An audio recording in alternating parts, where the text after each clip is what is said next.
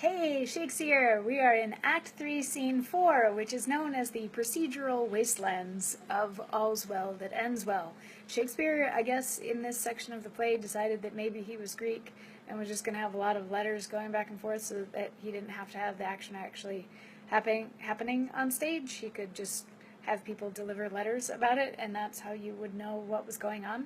So anyway, yesterday, we saw Helena get very emotional and say that really it was her fault that her husband was now going off to war, even though she didn't send him there. She was going to feel guilty that he was dying, so she was going to leave France so that he could come back to France. So she sent a letter that now the Countess has, that Rinaldo has given to her, and the Countess... And what's interesting is in the folio version of this, it doesn't necessarily say that Rinaldo reads this letter. It just says letter, and then the letter happens. So, but in other versions, it has the Countess starting out the scene, and then Rinaldo reading the letter, and then the Countess reacting to the scene, so that it feels a little bit, hi both of you, it feels a little bit like a conversation and not just a monologue. But there was a big enough chunk of text in the first folio version that was uninterrupted that I'm doing this as a monologue, even though a large piece of it is just reading a letter. But anyway, here we go. This is the Countess reacting to Helena's letter saying that she has left France. And the Countess is talking to Rinaldo, kind of her like advisor slash messenger dude. Alas, and would you take the letter of her? Might you not know she would do as she has done by sending me a letter? Read it again. I am St. Jacques' pilgrim, thither gone.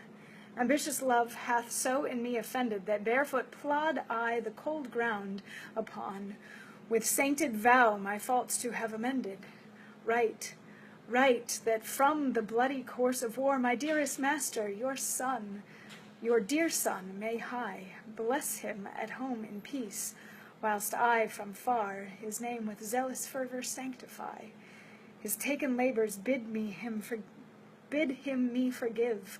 I, his despiteful Juno, sent him forth from courtly friends with camping foes to live, where death and danger dogs the heels of worth. He is too good and fair for death, and me, whom I myself embrace, to set him free.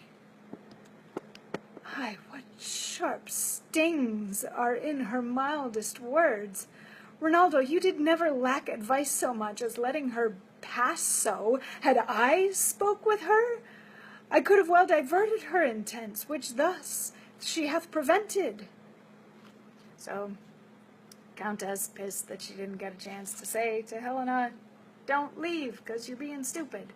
And then we're going to get a little bit more of this, because this act is very, let's get into all of the minutiae of all of the stuff, and not actually have things going on. Anyway, sorry, I'm being bitter about this now, and I like the play. It's a good play, but I'm understanding more why it's a problem play. Anyway, I'll see you guys tomorrow.